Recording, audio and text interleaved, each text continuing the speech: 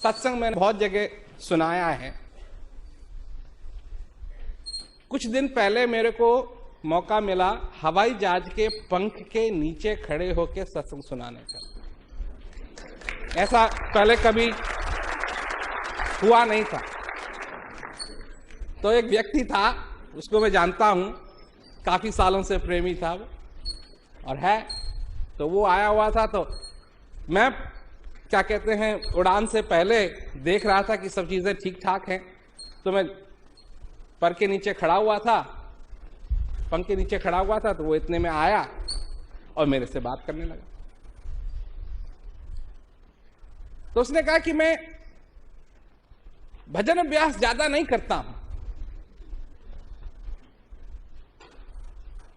मैं भजन अभ्यास ज्यादा नहीं करता हूं और मुझे ऐसा लगता है कि जो सुख और चैन मेरा है वो पता नहीं कहां चले गया। तब उसको मैंने सुनाना शुरू किया। मैंने कहा ये तू कभी नहीं भूलना कि जिस सुख और चैन की तुझको तलाश है ये तेरे अंदर है, चाहे तू अभ्यास करता है या नहीं करता है वो बात अलग है। मैंने कहा सबसे पहले तो तू ये जान, अरे अभ्यास तो तू बाद में करेगा, सेवा सत्संग भजन तो तू बाद में करेगा, पहले तो ये जान, ये तो मान ले, ये तो कम से कम अनुभव कर ले कि जिस चीज की तेरे को तलाश है वो तेरे अंदर है, जो तेरा असली भगवान है वो तेरे अंदर है। सेवा सत्संग और भजन, इसका फल कभी व्यर्थ नहीं जाता है।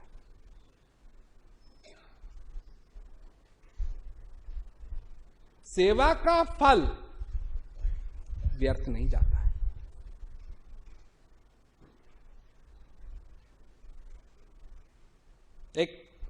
कई साल पहले एक प्रेमी था, तो उसने मेरे को खबर भेजी कि जी मैं आपका माली रह चुका हूं और मेरे को कैंसर हो गया, तकलीफ हो गई है, मैं आपके अंतिम दर्शन करना चाहता हूं। मैंने कहा बुलाओ। आया बेचारा, उसको पलंग में ही लाए, चल भी नहीं सकता था। तो मैंने कहा सब ठीक तो है? तो कहा जी कि एक ही मेरी प्रार्थना है कि मुझे इस कैंसर से, जो उसके जिगर में कैंसर था, इससे तकलीफ बहुत होती है, अगर आप कुछ कर दें। मैंने कहा जरूर। डॉक्टर खड़ा हुआ था, मैंने कहा कि इसको देता नहीं है तो दवाई, ताकि इसको दर्द ना हो। डॉक्टर मेरी तरफ देखता है, मैंने कहा तेरा दिमाग खराब है, इसको दर्द हो रहा है, तेरे पास दवाई यही कि क्या करेगा तू इस दवाई का, देना इसको। तो देना शुरू किया दवाई उसको और उसको आराम आ गया, आराम आ गया, खुश हो गया। सेवा का फल था वो, वहां काम आया। जो वो आदमी था, यहां लोग बैठे होंगे कहेंगे ये तो कोई भी कर सकता था उसके लिए, ना। एक तो जो वो आदमी था, अगर वो सेवा के लिए नहीं आया होता तो उसके किस्मत में डॉक्टर भी नसीब नहीं होता, पर वो सेवा के लिए आया था।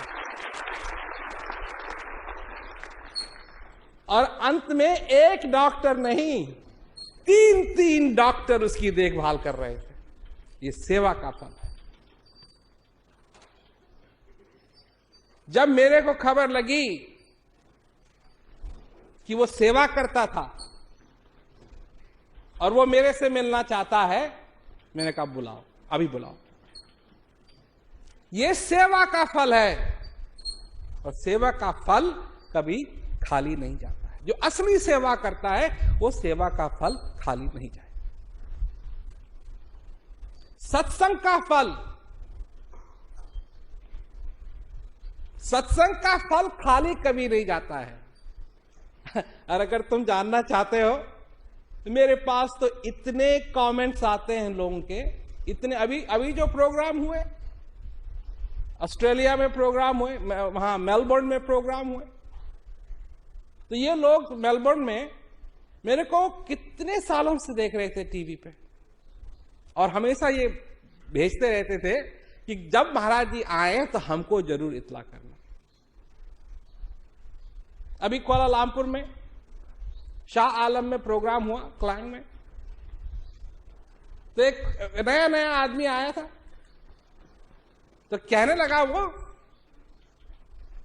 कि महाराज जी का सत्संग सुना, मेरी तो सारी जिंदगी बदल गई। एक सत्संग सुनने से सारी जिंदगी। तो सत्संग का फल कभी खाली नहीं जाता। तो अगर सेवा का फल नहीं जाता है, खाली नहीं जाता है, सत्संग का फल खाली नहीं जाता है, तो अभ्यास का फल खाली नहीं जाता। प्रश्न यह है कि तुम किस चीज का अभ्यास करते हो? अपने जीवन में किस चीज का अभ्यास करते हो?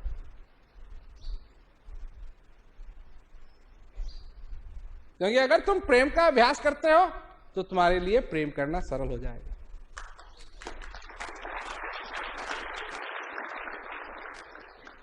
तुम आनंद का अभ्यास करते हो तो तुम्हारे जीवन में आनंद सरल हो जाएगा। तुम कपट करने का अभ्यास करते हो तो कपट करना सरल हो जाएगा। गुस्से होने का अभ्यास करते हो, गुस्सा होना सरल हो जाएगा।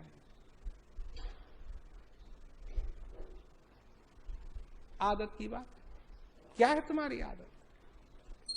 आनंद की आदत डालो अपने जीवन में, सुख और चैन की आदत डालो अपने जीवन में, सुख और चैन का अभ्यास करो अपने जीवन में, तुम्हारे लिए वो सरल हो जाए। ये मनुष्य की प्रकृति है। जिस चीज का अभ्यास करेंगे वही चीज सरल हो जाएगी। भजन का अभ्यास करोगे, भजन सरल हो जाएगा। सत्संग का अभ्यास करोगे, सत्संग सरल हो जाएगा। सेवा का अभ्यास करोगे, सेवा सरल हो जाएगी। और फिर आनंद की कमी कहां? फिर आनंद ही आनंद तुम्हारे जीवन में संभव।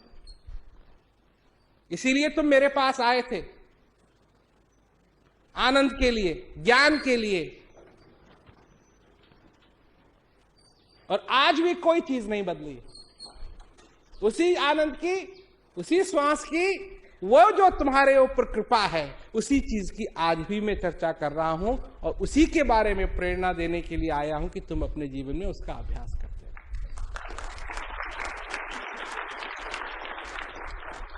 तुम सचमुच में बहुत भाग्यशाली कि तुमको ये ज्ञान है। अगर तुमको प्यास लगी और तुम नदी के पास जाओ और सिर्फ एक चम्मच पानी निकाल करके पियो तो उतनी ही प्यास बुझेगी जितनी चम्मच बुझा सकती है। नदी की बात मत करना। कहीं तुम ये कहने लगो, वो भी यही कह रहा था ना कि जी वो पहले तो सब कुछ ठीक था, अब मेरे को नहीं लगता है कि मैं कुछ करता हूं, तो मेरे को वो बात नहीं है। मैंने कहा बात वही की वही है, पर तू सिर्फ चम्मच डाल रहा है नदी में। और जब तू पहले आया था चम्मच नहीं डालता था, तब तो तू बाल्टी लेके आया था, बाल्टी डाल रहा था नदी में, और आज तू चम्मच डाल रहा है। तो चम्मच डालेगा तो क्या निकलेगा? चम्मच भरी तो पानी निकलेगा। बाल्टी डालेगा, बाल्टी भर पानी निकलेगा। जो जितना करेगा उतना ही उसको फल मिलेगा।